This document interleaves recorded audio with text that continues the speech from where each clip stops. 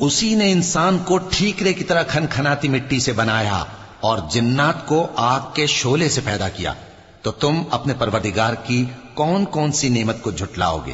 وہی دونوں مشرقوں اور دونوں مغربوں کا مالک ہے، تو تم اپنے پروردگار کی کون کون سی نعمت کو جھٹلاؤ گے؟ اسی نے دو دریا رواں کیے جو آپس میں ملتے ہیں، مگر دونوں میں ایک آڑ ہے کہ اس سے تجاوز نہیں کر سکتے، تو تم اپنے پروردگار کی کون کون سی نعمت کو جھٹلاؤ گے؟ ان دونوں دریاؤں سے موتی اور مونگے نکلتے ہیں، تو تم اپنے پروردگار کی کون کون سی نعمت کو جھٹلاؤ گے؟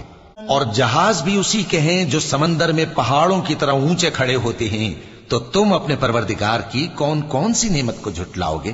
جو مخلوق زمین پر ہے سب کو فنا ہونا ہے، اور تمہارے پروردگار ہی کی ذات جو صاحب جلال و کرم ہے باقی رہے گی، تو تم اپنے پروردگار کی کون کون سی نعمت کو جھٹلاؤ گے؟ آسمان اور زمین میں جتنے لوگ ہیں سب اسی سے مانگتے ہیں، وہ ہر روز کسی نہ کسی کام میں ہوتا ہے، تو تم اپنے پروردگار کی کون کون سی نعمت کو جھٹلاؤ گے؟